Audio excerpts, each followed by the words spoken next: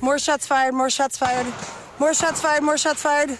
Breaking news in the so-called Capitol Hill organized protest zone. There has been another shooting. Early this morning, protesters finished a march back to Cal Anderson Park when they say gunshots were fired nearby. Several protesters were live streaming at the time, and you could hear gunshots and see the bullet holes in this vehicle here on your screen as well.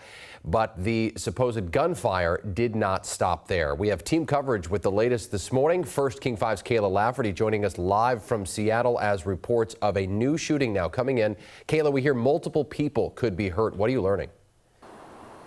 Well, yeah, Seattle police just tweeted out in the last 30 or so minutes that 2 people were shot at 12th and Pike, and that's right at the border of that CHOP zone. Everything else that we're seeing and hearing is coming from people within CHOP that were live streaming throughout the night, as there's been a couple reports of shootings. Now, on those live streams from Converge Media, protesters from CHOP say a white Jeep drove through Cal Anderson Park and toward one of the CHOP barricades. At some point, there were gunshots, and we can see in the video that there are bullet holes in that Jeep, that white Jeep. People on the scene say some of the protesters within CHOP pulled 2 people out of that Jeep. They had gunshot wounds and were given aid by those protesters. And this wasn't the first report of gunfire of the morning. At around 1:15, there were some loud bangs that went off at 11th and Olive. And there was some confusion over whether it was fireworks or gunshots, but the confirmed shooting happened at around 3 a.m. And here's a clip from Converge Media's live stream just after that shooting happened, explaining what they saw. This vehicle right here was driving around the neighborhood and did a drive-by shooting, and then came through and crashed through the barricade. That would be the southern barricade, the one that borders Pike Street. When the vehicle came through and crashed through the barricade, the vehicle was met by force.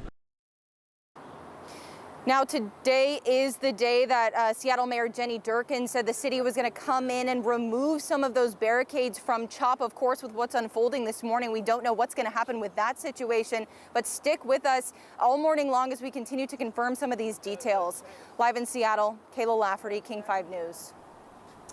All right, thank you so much, Kayla. Let's go now to Amity Idrisi. She is live at Harborview Medical Center this morning, where the victim showed up after this shooting. Good morning, Amity. What can you tell us? So, Michelle, what we know right now is that one of the victims was transported here in this car behind me, this white Honda.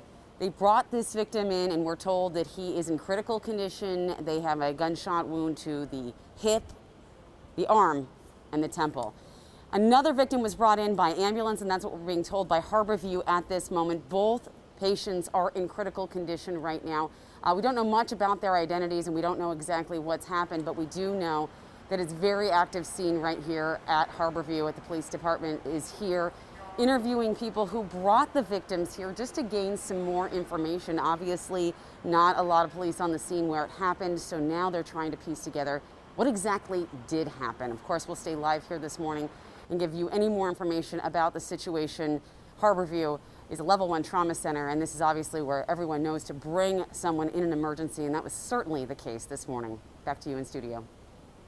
All right, thank you so much, Amity. We also are tracking social media for any reaction this morning. Here's a tweet from King 5's New Day producer, Joseph Suttner. He lives right by the CHOP, and he says he woke up to what sounded like gunfire and this scene just after 3 a.m. this morning. And Jake? Michelle, today marks 3 weeks since the creation of what's known as CHOP, and clearly the chaos is far from over. Since the start, at least 6 people have been injured in multiple shootings, including 19-year-old Lorenzo Anderson, who was shot and killed 9 days ago. CHOP was created in response to the death of George Floyd, with demonstrators calling for racial justice, an end to police brutality, and defunding the police, among other things. They've had several streets blocked off, including the Seattle Police East Precinct. The city of Seattle tried moving barricades away on Friday, but backed off after being met by protesters. SDOT crews were expected again yesterday, but they did not show up. We're also hearing reports they could return this morning. We, of course, are going to keep a close eye on the situation this morning in the so-called CHOP zone, and we'll bring you the latest here on King 5 Mornings. Michelle.